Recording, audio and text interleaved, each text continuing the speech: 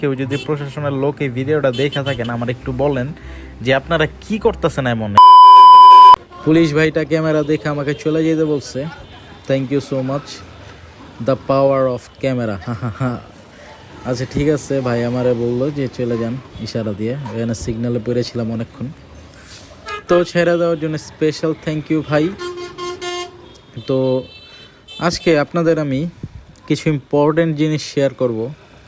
সেটা হয়েছে কি জানেন, রাতে ছিনতাইকারী। তো দেশের অবস্থা এখন প্রচুর খারাপ, এরা ভালো মতো জানেন।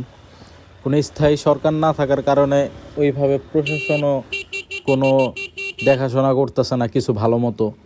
আর প্রশাসন ধরে আপনার বাইকারদের চেকপোস্টে, বাইকারদের জন্য চেকপোস্ট লাগায়, ধরে বাইকারদের, আর এদিক দিয়ে ছিনতাই হয়ে যেতেছে। এদিক দিয়ে এই প্রতিদিন আপনার চিটাগাং হাইওয়েতে ডাকাতি হইতেছে, বাস থামায় ডাকাতি করতেছে, ওইখানে কোনো প্রশাসন যাইতেছে না, ওদের জন্য কোনো আপনার মিশন হইতেছে না।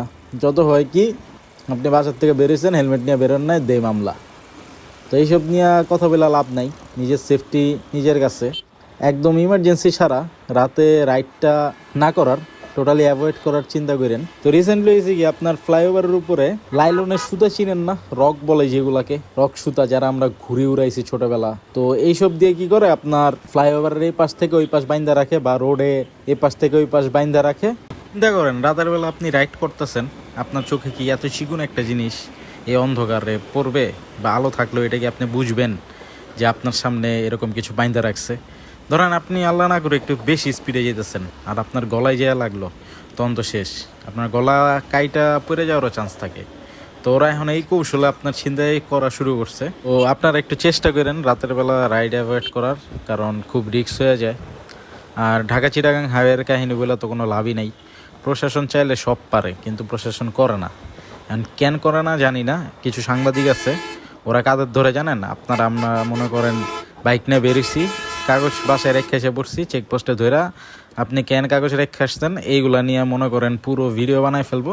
বাট এদিক দিয়ে যে পুরা চিটাগাং হাইওয়েটাতে প্রত্যেকটা রাতে ঝামেলা হইতেছে, এগুলা চাইলেই সলভ করা যায়, চাইলেই সলভ করা যায়। আপনার পুলিশ ফোর্স পাঠায় এগুলা সলভ করা যায়, বুঝছেন? বাট এগুলা কেন কোনো মাথায় ব্যথা নাই, এগুলা নিয়ে বুঝতেছি না ভাই।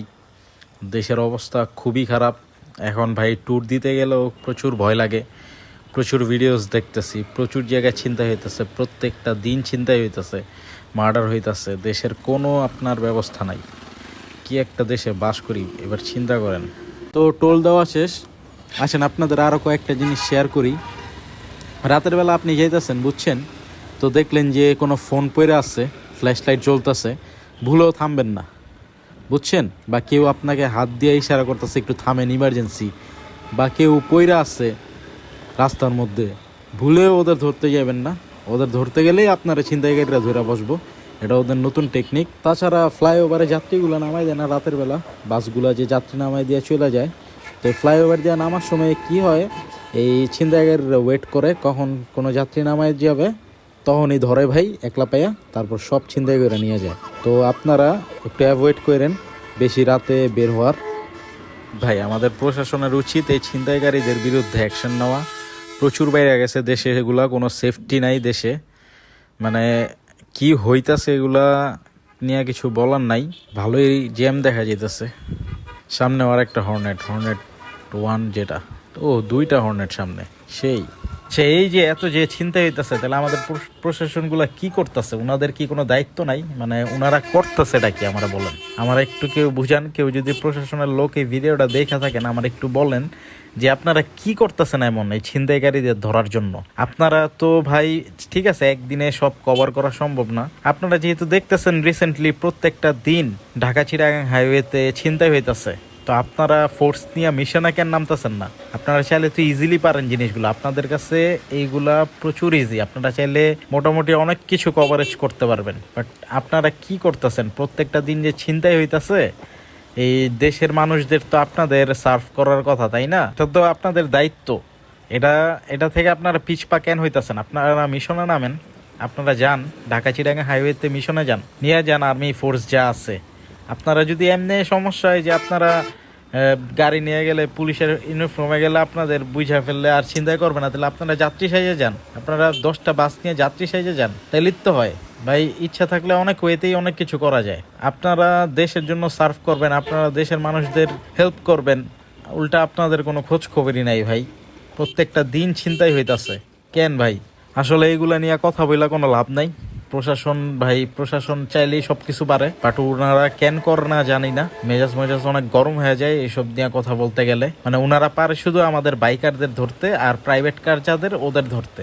কাগজ আছে কিনা, গাড়ির কালার চেঞ্জ হয়েছে কিনা, হেলমেট আছে কিনা, হেলমেট সার্টিফাইড কিনা, সে সিগারেট খেলে 2000 টাকা জরিমানা, মানে এইসব আলতু ফালতু যত জিনিস আছে এইসবে ফোকাস দেয়। মানে আমি দেশের নাগরিক, আমি এই দেশে বসবাস করি, আমার সেফটিটা কই? একটা হাইওয়েতে আমার সেফটি কই? আমার দেশে আমার সেফটি কই? বলেন, এগুলা তো আপনাদের এনশিওর করার কথা, তাই না? তো কি বলবো আর ভাই, এগুলা নিয়ে আসলে কিছুই বলার নাই। এই যে আমি এখন রাত্র করে যেতেছি, আমি বাসায় যেতে যেতে আমার সাথে কিছু হয়ে যায় কিনা আল্লাহ ভালো জানে। তো আপনারা যারা রাতে হাইওয়েতে রাইড করেন বা একটু অ্যাভয়েড করেন ইমার্জেন্সি ছাড়া রাইড করার, বা যেটাই হোক, শুধু রাইড না, ট্যুরে গেলেও দিনে যান ভাই। কারণ ভাই নিজের সেফটি আগে, ফ্যামিলি আগে। তো আপনারা ট্রাই করেন রাতে যে কোনো জায়গাতে ইমার্জেন্সি ছাড়া না যাওয়ার। আর সবাই ভালো থাকবেন, নিজের ফ্যামিলির খেয়াল রাখবেন। আল্লাহ হাফেজ, দেখা হবে নতুন কোনো ভিডিওতে।